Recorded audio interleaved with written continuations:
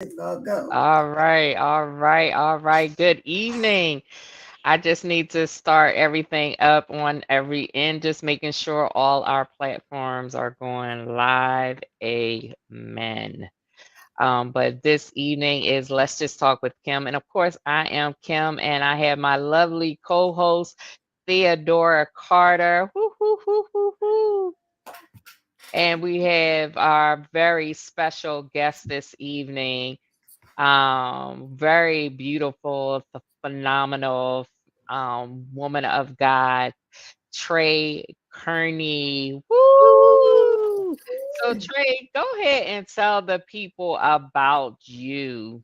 I am Trey Kearney. I'm a certified life and relationship coach. I specialize in helping families heal from the infidelity, the devastation. I also help people bounce back from betrayal. I am a boy mom of three young men, 29, 24, and 14. And I am lighting it up blue because I'm an autism mama bear. So it's Autism Awareness Month, and I am an advocate for autism. Mm. Amen. Amen. And I'm so excited to have you there here as a mom of a child who has autism. Can you tell us a little bit about what autism means? And let me just say also, I really wanted to have this on this month of April because it is Autism Acceptance Month. And I love the fact that they changed the name from awareness to acceptance. So I'm just so very grateful for that. So just tell us a little bit about autism. Autism is a neurological disorder. It is not a disease. You cannot catch it. It will not get on you. And a lot of times people think it's a disease that can be cured. It cannot be cured. Autism is it affects people socially, their social skills. So it's a spectrum. And that's why they call it the autism spectrum disorder, because you can be severely autistic, or you can have ADHD, or you can have attention deficit disorder, or you can be developmentally delayed. So the spectrum is so wide, and no two cases are the same. So there's no cookie cutter answer for what a family needs when it comes to their child being on the spectrum. And for other people, it's, Autism Acceptance Month, Autism Awareness Month. But for families, it's Autism Awareness Day every day, because we don't know what's going to happen from day to day. We don't know if we're going to get a meltdown. We don't know if we're going to get a happy child. We don't know if they're going to have sensory overload. If something is too much for them, it can really set them off. Because if you think about it, I spoke to a man who's autistic, who's grown and who's now verbal, who wasn't verbal for a long time as a child. And he said, a lot of people don't understand. Can you imagine this? Just think about this, right? Our senses, we don't hear and see everything all at bombarding us at one time because our mind can control it. But he said, can you imagine being in a grocery store and you can hear the cartwheel squeaking? Your shirt tag is sticking you in the back of your neck, or your fabric is itchy. You can smell the deli meat. You can smell the bread baking. You can hear everybody's voices. All of your senses are going off at the same time. You could see a light flicking, and all of this is happening to you all at the same time. Not, I smell the bread and then I smell the lunch meat, Right. or I feel, something on my legs, and then no, everything's happening to them all at one time. So sometimes they get sensory overload. So they can have a meltdown, and it can be bad. Like, it can be bad. But again, it's a disorder. It's a neurological disorder, not a disease. Wow. Wow. That's a lot, especially how you broke it down about what the gentleman said about all of your senses going off at the same time, and everything is loud and everything is so intense that that would be unbearable, and it's something when you Yes. think about it in that sense. Yes, it's unbearable. And a lot of times our children are having meltdowns, especially our children who are nonverbal, because maybe they have a stomach ache. So if you see a child, rocking, it could be a stomach ache, it could be a headache. You know what I'm saying? And if they can't verbalize, and you're trying to feed them because you think they're hungry, but it's a headache, it can set off a behavior, right? And I had a incident with Jermaine one morning. and I had to go help my niece with something, and I had to wake him up, which is off his routine already. So I had to wake him up, and I wanted him to go to the bathroom before we left the house because it was an hour and 15-minute ride.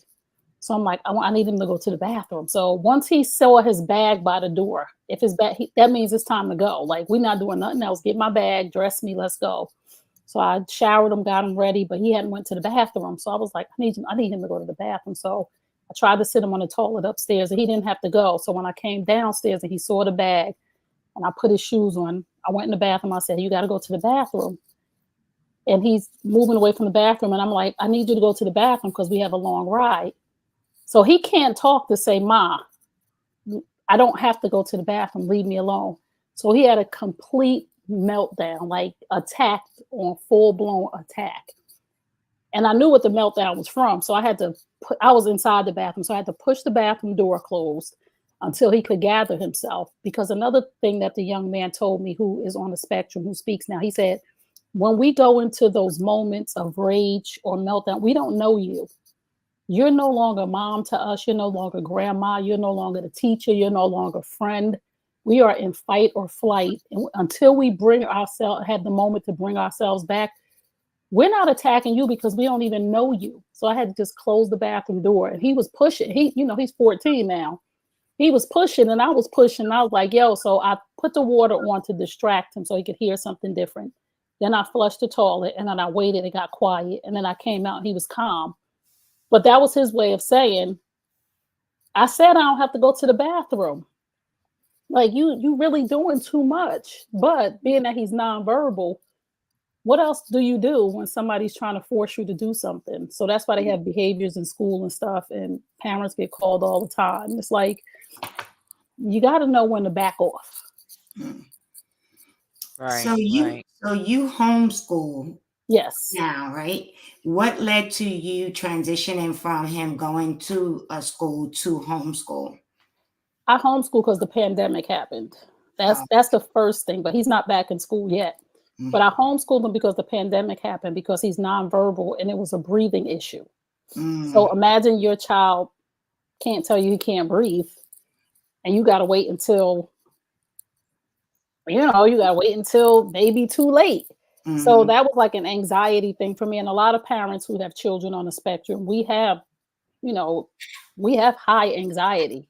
We have PTSD, post-traumatic stress disorder. It's known to a lot of the parents because we don't know what's going to happen. That's a level of anxiety that people who don't have a child on the spectrum will never understand, because you don't know if you're working, if the school going to call you.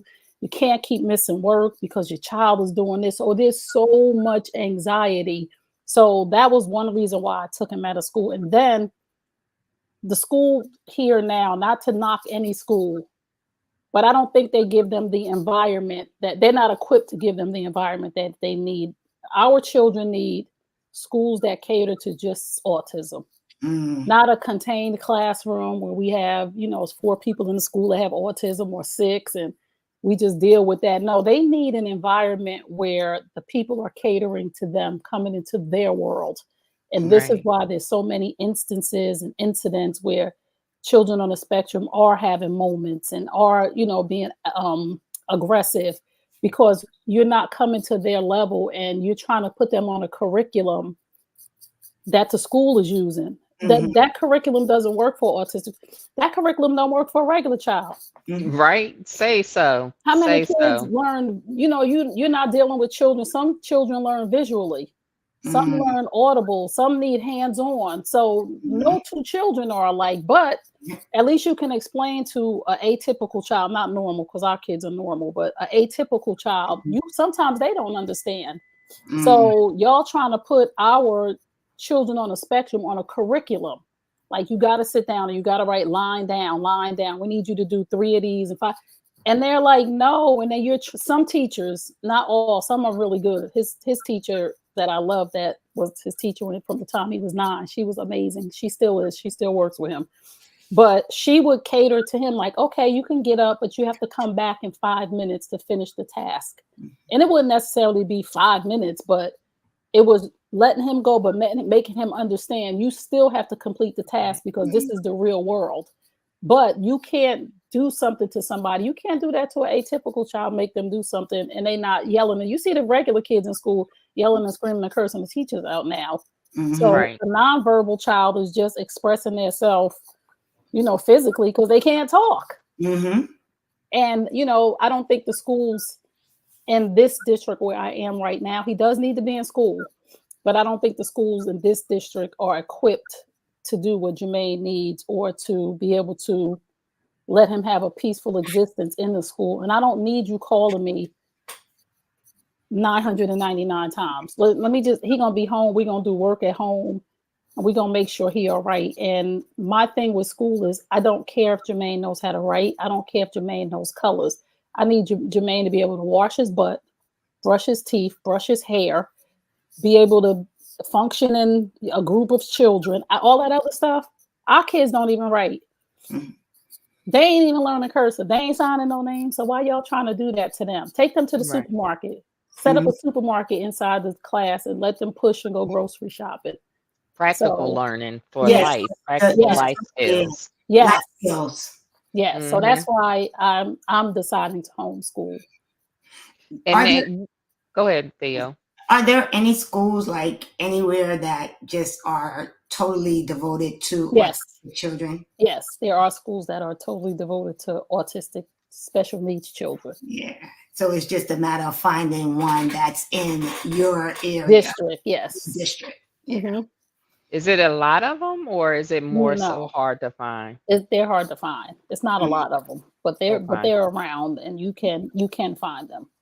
Mhm. So now you said that you do homeschooling with your son. How does that work out for him doing it homeschool? Is that something you teach him, or is it on a computer? Like what is that Oh no, his it's day life like? skills. His day is Okay. like, brushing teeth, brushing hair, stacking blocks and stuff. Because I do need him to be able to sit in a restaurant environment. Mm-hmm. So stringing beads, to teach him that sometimes you have to sit. You do have to sit. If you need to Okay. break, you can get up, but sometimes you're gonna have to sit. Painting, sensory stuff, just stuff to get him to understand that this is real life and you can't just get up and do what you want all the time, but not to the point of pushing him over the edge to where he feels like he has to be violent to get the point across. And I think Mm, that's one of the misses of the schools. But okay. he's good. Well, I feel he's good with restaurant because I've been out with him Yes. for to a restaurant, right? And I felt he was great. Yeah, because we're all on top of our kids. Like Yeah. when I see some of these atypical kids acting up in restaurants, I'll be like, we got to stop being on top of our babies because we be like, don't move, sit down, put it down, don't talk, nope, that we need to move. But then I see, normal atypical children who are doing the most, and I'm just like, we're so alert because we don't want to disturb people. Mhm. You know what Right. I'm saying? And it's hard. So being in communities and being in support groups where we actually have functions where we go, where we don't have to be on our kids. Like And there's that a was going to be my questions. What kind of support do y'all have from like oh the yes. community and things of that nature? I'm very involved with Nason's Place in Essex County. It's nasonsplace.org. It is a nonprofit, and Nadine Abu Bakr is the founder, and she is so in touch with everything, and she finds out everything for the community. And there's a dance April 13th for our special needs teens. Mhm. They did special movie days, respite care, camp, basketball camp. She does so much stuff in the community. And that is so important for autism families to find that support. That is the key thing to this journey, is finding people who can relate and understand exactly what's going on and where you can go and just let your kid go sometimes. Like that Mhm. family movie day where we already know somebody kid gonna scream in the movie, or somebody kid might want to get up, or somebody might start crying. Normal, regular, atypical, like, oh my God, So we need those moments where we could just sit and chit chat, and our kids could just make noise and do whatever. They have stemming, they stem, some of them flat. Jermaine has this thing now where he's spitting. He's not spitting, but we in the community understand that somebody else would think she needs to do something, beat him or whatever. And I'm not mad at people because I used to be that person that thought that why is this woman letting this kid fall out like this in the supermarket? Like what's the beat him, until it was me.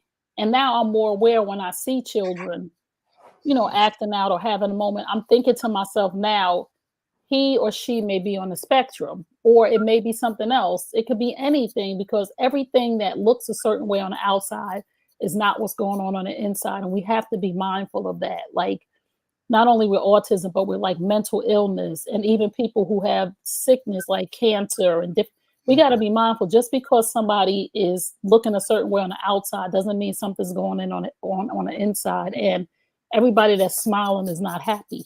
And we just judge people so harshly by what they look like on the outside. Yeah, that was one of my things that I wanted to bring up because I know people can be very judgmental and judge you and say things that are negative. And I was wondering, like, how do you handle that when you and Jermaine are out? Oh, it doesn't bother me. Like I just Hmm. look back, just don't say nothing. As long as you don't say nothing, we good. Mhm. But if you look in, I'll tell people he has autism. When he Hmm. was a little younger, when he used to be in a stroller, when people thought he was too big to be in a stroller, but it was a safety issue, I would tell people when they look, he has autism. He might walk away or he might run. He doesn't understand danger. He could run out in the parking lot. And they would be like, oh, or when people would speak to him and he wouldn't speak back, I would say he's nonverbal. And I encourage people who are watching right now, if you see something, it's okay to say something. It's more ignorant to have body language and be, disgusted or disturbed when you don't even know what you don't know. So if you see something, you might want to smile and nod at that parent so Mhm. that parent can say to you, yeah, he has autism, or don't make us uncomfortable because we're not trying to make you uncomfortable. Right, because y'all are more trying to make us feel comfortable around your children, and making sure that your child stays, like you said, when you're at a restaurant or whatever, you're very much on top of his behavior and what he does. So you're more concerned about how we feel, and they should not make you feel indifferent, Right. just because of he might be having an episode or something like that. We got to be more sensitive and mindful. Because listen, with the numbers going up, so Mhm. it's now, let me see, the latest research from the CDC of 2023 shows 1 in 36 children is now diagnosed with autism from 1 in 44 just 2 years ago. So the number is drastically going up. So it could be you tomorrow. Not necessarily you, Theo, or not necessarily you, Kim, but your grandbaby, Mhm. your great nephew. Like more and more people are having, especially boys, because Mhm. boys are diagnosed way more, 4 more times I think than girls. Mhm. But it could be you next. That this is the reality of the situation with the way the numbers are going up. So you'll be in that person's shoes. So be careful how you treat people because you never know when it's going to be you. And again, the numbers are going up rapidly, and it's hard to. This is a crisis, right? Because not only are the numbers going up, but the parents are younger. The Mhm. women, the mothers are younger and younger, and Mhm. their patience and their tolerance and their overwhelm is different Mhm. than ours. Our young people are in crisis already. They are doing things they have no business doing. They're out here twerking and they're already exploiting their children way too young to things they shouldn't be exploited to.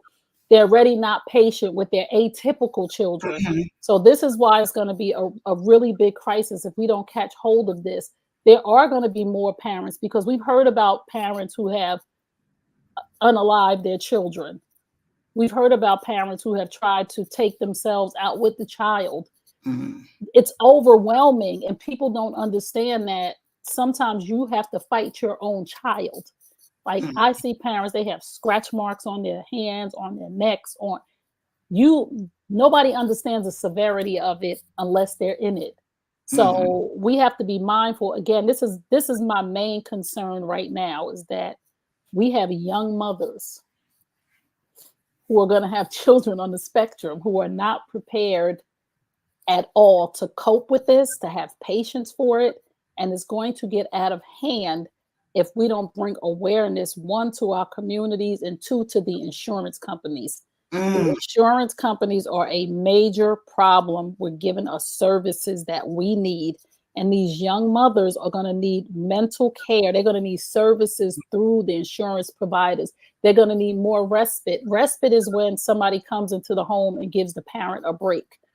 They're going to need more respite. There are women out here who are sick. Me, myself, I can't go to my doctor's appointment sometimes because I don't have somebody to keep Jermaine. So I have to sacrifice my health.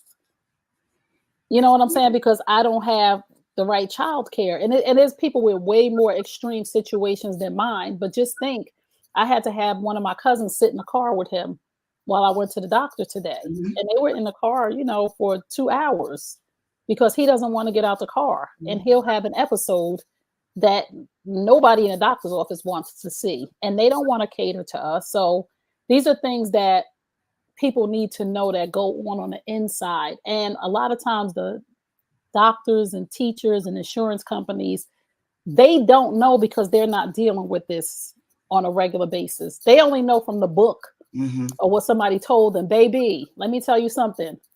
The parents, we the experts. You mm, want to know? Talk to us. We mm, will tell you what we need. Don't give us stuff from the insurance to say, oh, we'll cover this. No, ask us what we need you to cover and mhm, start putting those programs in place so we're not out here hurting our children or hurting ourselves or dying because we can't go to a doctor's appointment. Ask us what it is that we need. And respite is one of the main things that a lot of parents need. And especially coming up with these young mothers, they are going to need more support, more time to themselves, and more help.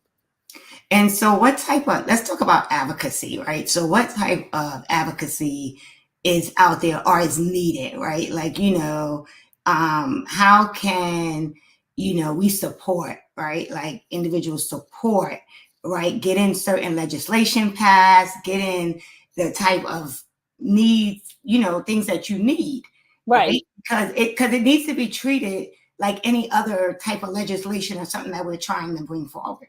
Right. Well, there are a lot, like Nadine is passionate about these things. This is her wheelhouse. I'm an autism Mhm, mom, right? So it has mhm, it has to be, this is my life. Like I don't go around mhm, talking about autism. Y'all know I help people who heal from the mhm, devastation of infidelity and Right. Right. bouncing back from betrayal. That's mhm, my thing. But I'm in mhm, this to win it because my son mhm, has autism. But I have people who are going to legislation, like Nadine. She's on the board of education now, I think at East Orange, where she took that role to be on the board, to be able to be inside of the system.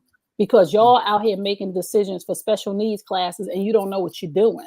So we got mhm, to go on the inside in the trenches. We got to go and we have to advocate for ourselves. We have to be our biggest advocates and those who are closest to us, our family and our friends. And this right here, this Hmm. doing this tonight, we don't know who's watching. Somebody from the Right. mhm, insurance company may be watching, like, oh my God, I didn't really think about that.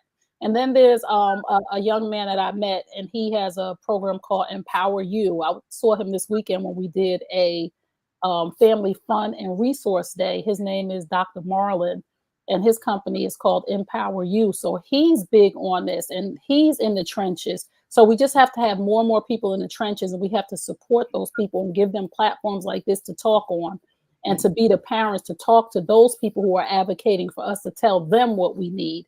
Like parents are tired, but we can't get tired. We must mhm, keep advocating. And then in the city of Newark, Mayor Raj J. Baraka, he gave a building to Nadine for Nason's place to build a state-of-the-art autism center. Like they donated a building in the mhm, city of Newark. And they came out, the mayor, Councilman Dupre Kelly came out, like they came out into the city. We have to come out. We have to be vocal. We have to be visible, and we must not stop. mhm. Mm. That's great. And how can someone like donate to Empower You or Nassan's Place? To just help. Yeah. You can go to nasonsplace.org, and Empower You is on Instagram. You can go to those organizations on Instagram. Nasonsplace.org is, oh, and the thing about nasonsplace.org, and I want to make this clear, and this is not to slight any big organizations that do fundraising and things like that, but the smaller nonprofits are boots on the ground. So every dollar that you donate to nasansplace.org goes directly to the families. Like to that, like Nadine has people deliver food to their doors because some parents have 2 or 3 autistic children. They can't go to the supermarket. Can you imagine not being able to go to the supermarket? Right? Some parents, you go to super, you got to leave your cart because your child and just whatever, something and squeaked or smelled, and you're like, oh my goodness, I got to get out of here. Let me just leave the cart and go home. So Nadine, Sound Space is boots on the ground. During the pandemic, she went door to door.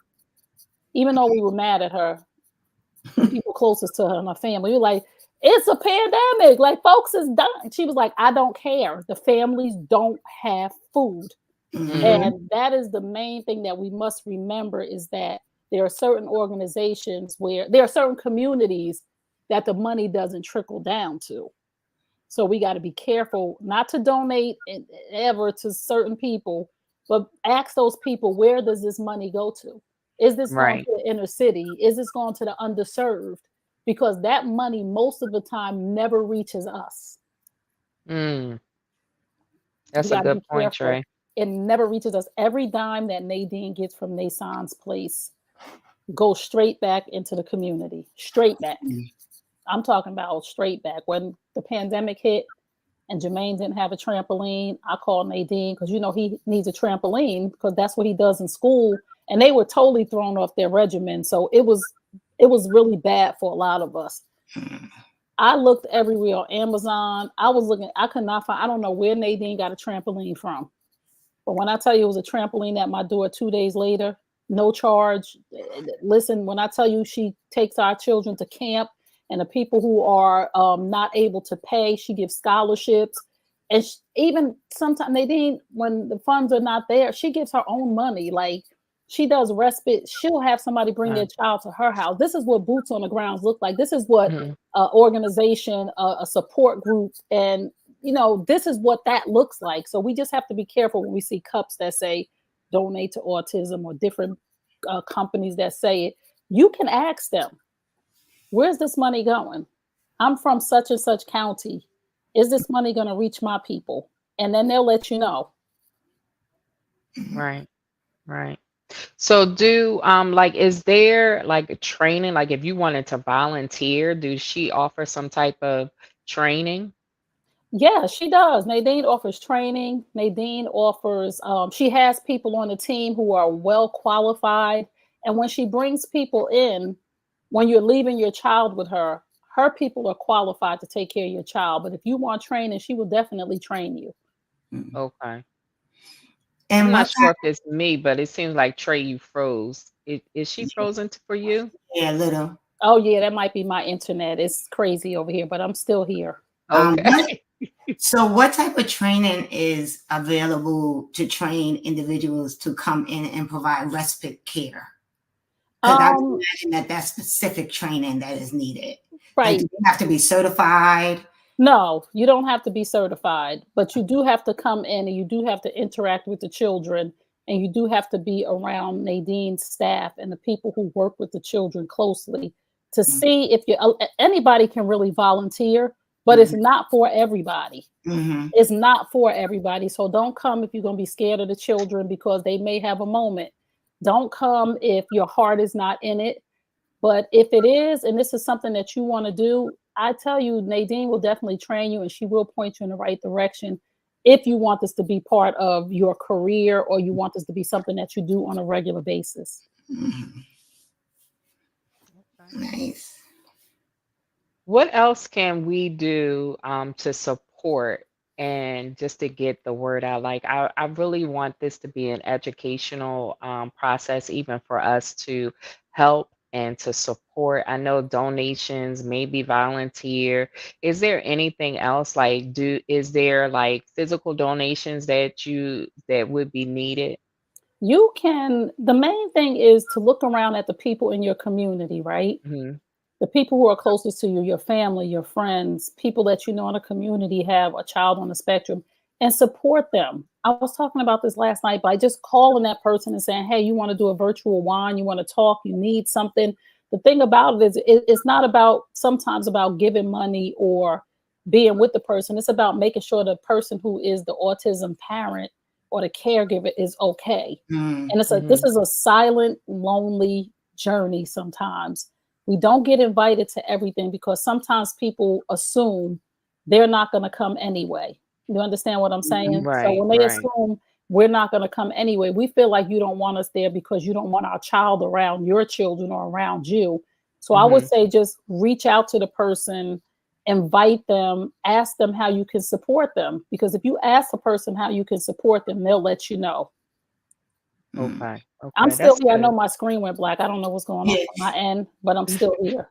It's just crazy to me because like every time you talk about, right, like how individuals interact, right, with a child that is autistic, in my mind I'm thinking there are some atypical children that are not well behaved, right? Right. They're you know, they don't sit down, they don't do whatever, right? And so I just think that overall, and I think you said this earlier, we just need to become a society where we're not judging so much, right? Because Yep. even when you see a atypical child that may be acting out, it could be that that child is not feeling well, or that child has had a rough day, or something has been going on. So, but you know, Tired. but Sometimes children act out just because they're tired. Or something's going on in their home. Right. exactly, Everybody's going Exactly. through something. Like something, everybody's going through something. Children are going through stuff. hmm And again, my concern is that the support to the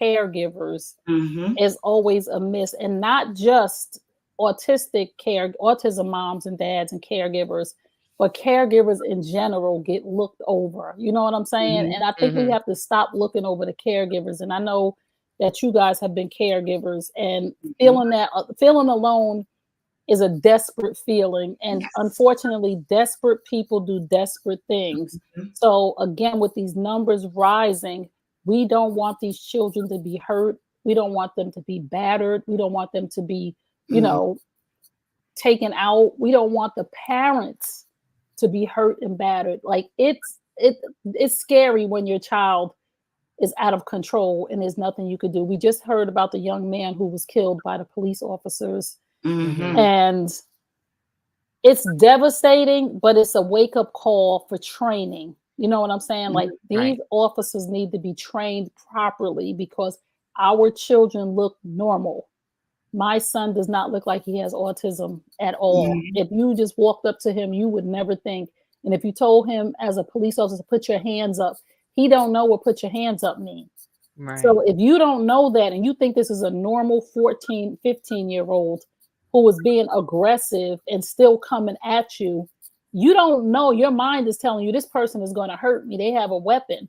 And hmm we have to train officers and we have to train parents to say if we have to call 911, we have to make sure we're telling that operator, my child has autism, do not shoot.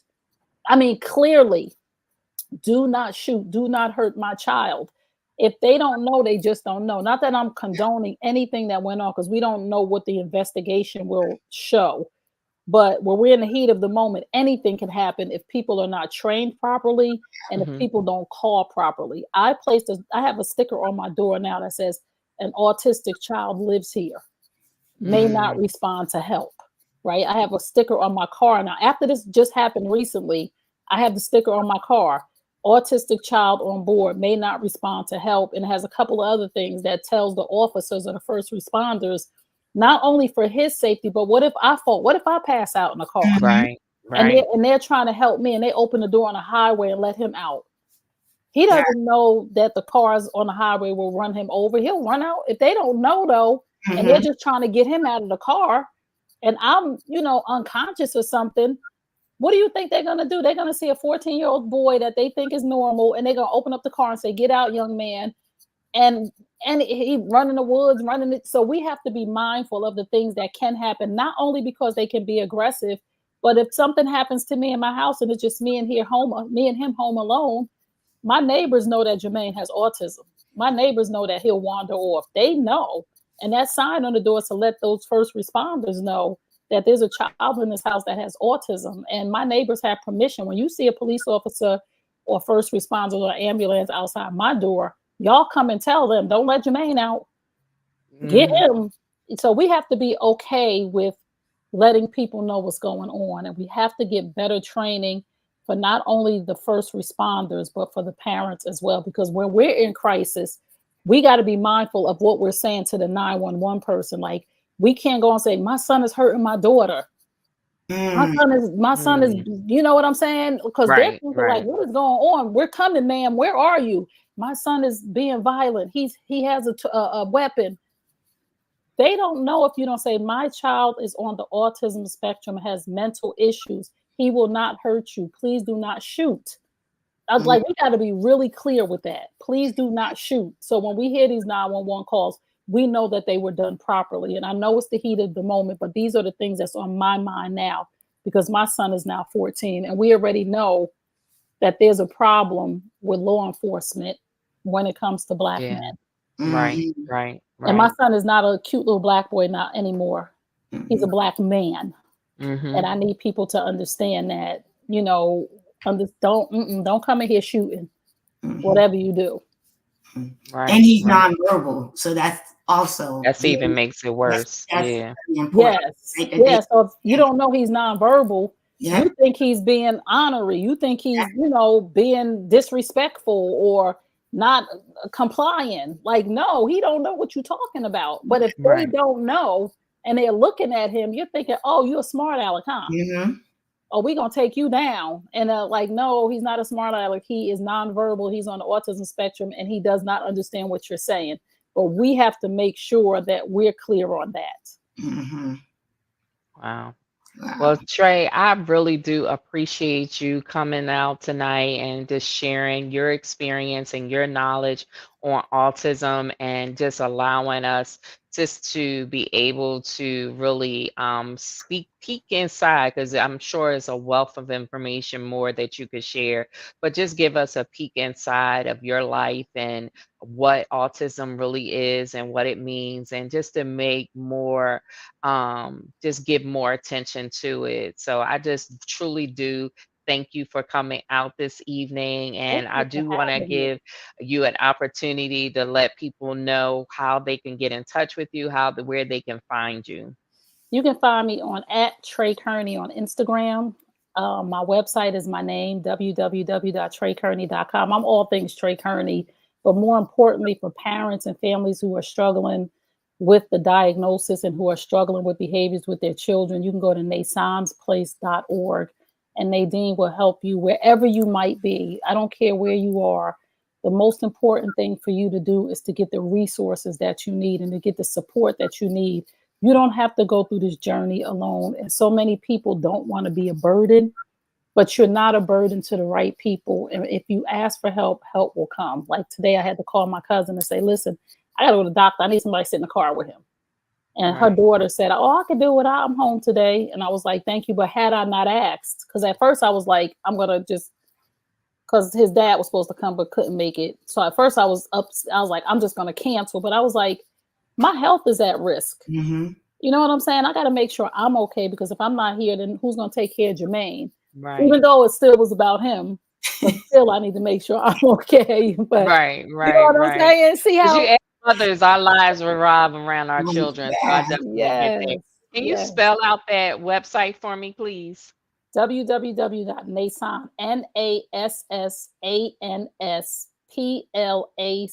NASANSPLACE.org. Nason's P Place. A. PLACE Place. Nason's Place. Oh, yeah. How about that? .org. .org. Yes. And if you want to make a donation, please do. The money goes straight into the community. If you need help, please reach out. We are here for each other. We understand. We understand. and you said Newark donated a building, so there's actually a building in. Is Yes. it downtown Newark or? Yes, it's downtown Newark, and we are. It's in the process of we're collecting donations now to build a state of the art autism center, and then there's going to be housing on top for autism Mm. families. Oh, okay. Oh, wow. That's Thank awesome. you, That's Mayor Roz awesome. J. Baraka and the city of Newark. We really Yes. thank you so much for just stepping in and doing something as great as that. Absolutely. Absolutely. And So so thank people can donate to that to help build that Building, state of the yes, art building. yes. Yeah. awesome. Nice. Awesome. So thank you so much again, Trey, Definitely appreciate you. Love you so much. You're Thank my you. sister girl, so Yes, light it I up blue. appreciate you.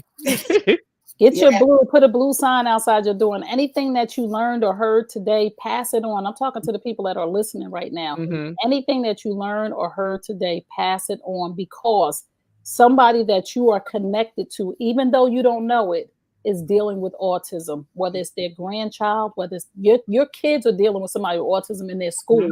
So just pass the message on and just tell people it's Autism Acceptance Month, Autism Awareness Month, and we have to make sure that each and every one of us is doing our part. Mhm. Absolutely. Yes. Thank you so much, and we appreciate you and love you much. And that will end our show for tonight.